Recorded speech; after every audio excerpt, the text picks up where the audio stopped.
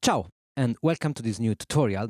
Today I want to talk about sidechain compression and the new addition we have inside the SP404. The new firmware has introduced the sidechain compression, as we all know, and as a side note, maybe they have somehow solved the syncing problem I had with the 303 and the SP404. I've talked about that in my walkthrough video of my live set in London. Now it seems this thing is solved. I have to investigate more, but it's same. By the way, I want to talk about sidechain compression, and I want to show you a way to resample the sidechain signal only without source. First of all, let's access to the sidechain, which is in the FX settings. We have this new menu. A brief explanation of what is going on here. The source is the trigger of the sidechain, so it's what the compressor is listening. We have multiple choices of buses 1 to 4 and the dry option. The target is the signal that we want to compress, and we want to react to the source. We have off, so that means that we have no compression at all, no sidechain. The sidechain compressor is off. Dry, compress all the dry pads, bus 1 to 4. So basically we have multiple choices. We don't have the ability to compress the external sources. Now we have the threshold, the ratio and the release. We don't have the attack, it's fixed, and the gain to compensate. Now the bus is off, and I want to show you a way to use creatively the sidechain compression. What I have here, it's a saw wave generated by the tone generator, and here a kick loop. Now let's check the buses. We have the bus 1 on the kick loop and the other one is on dry. For now, let's set on bus 2. We are in parallel, so the buses are separated, and we don't have anything on the bus 3 and 4. Now, we have to set the source, which is already set is bus 1, so the loop of the kick, the target bus 2, and now we can listen. The kick is compressing the bass, right? Now, this works only if we have the pattern going. So, if we have the source going, now it's working, but if I hit only the bass, you can't hear the sidechain movement, and that's obvious because it doesn't have the trigger to listen.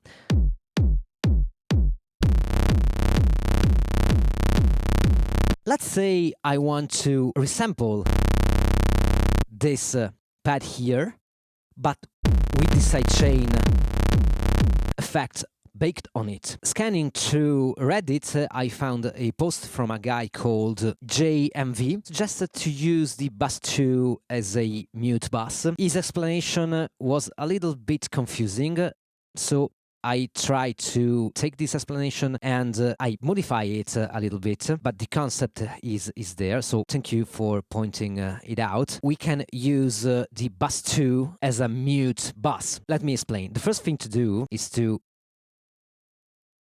use the buses in serial. So now we have the bus 1 going into the bus 2, and then 3 and 4. Now, on the sidechain menu, we have to set this to dry.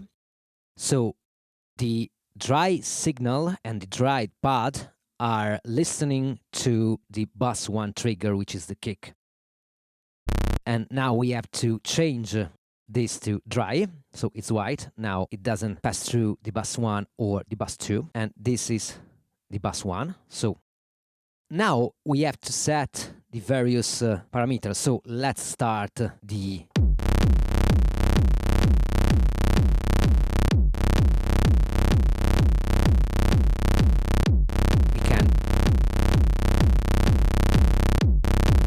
Now there's no compression at all.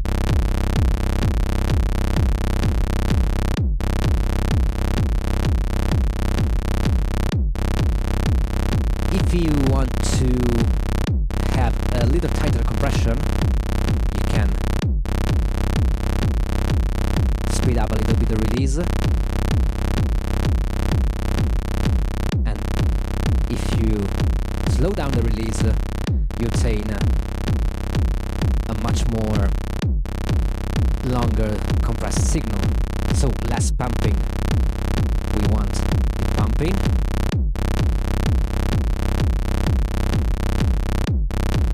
Now, cool. I want to use, as I said, the bus 2. Right now we are using the bus 1 and the dry. The bus 2 as a mute bus. So if we use an isolator and put all this setting at 0, minus infinite, we get that the bus 1 is going into the bus 2, and then it's mute. This is mute on an effect level. The audio internally is still going. So, check this. Now we are hearing only the compressed signal. And if we want to resample, we have to link the 2 pads. And if I press one of the 2 pads without switching on the bus 2, we are hearing the kick, so the source. But if we are switching on, now we are hearing only the compressed signal. This is right now the only way we have to resample the compressed signal only. It doesn't work even if you try to resample the loop on the sequencer. Now we have to resample. Let's sample 2 bar. And now let's unlink. Cool. Now, if you want to go a little bit deeper on that, you can vary the trigger. So you can resample different kind of rhythm. Now, I'll show you one example. Let's pick this loop here. And the important thing is you should use a very high in dynamics and volume trigger. So you are sure the target will be triggered by the source. Now, we have our basic sidechain 4 on the floor, but if we change the trigger, we can achieve different rhythms.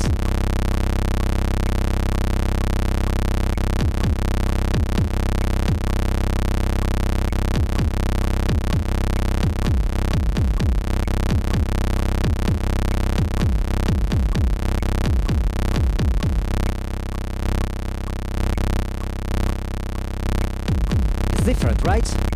And we can play with the velocity.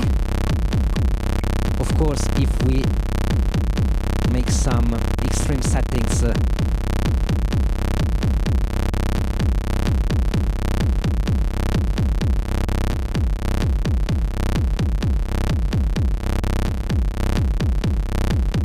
nice. And if we play with the velocity, can achieve different kind of results.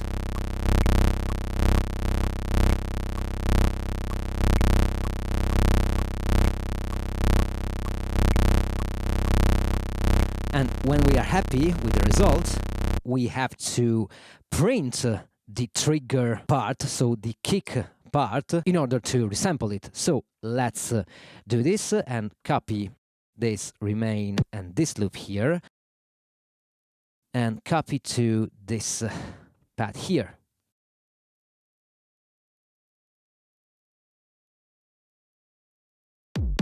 Now we have our new trigger, so it's different than this one, and we can now link these two pads together.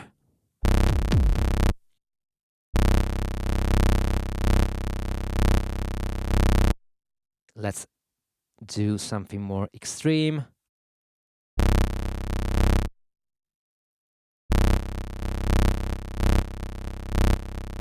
Nice. So let's resample.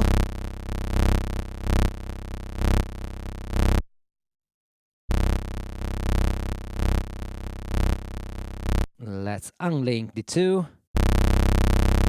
This is the original sample. And this is the first one. And the second one. So you can use different rhythms and different settings on the loop that you want to use as a source.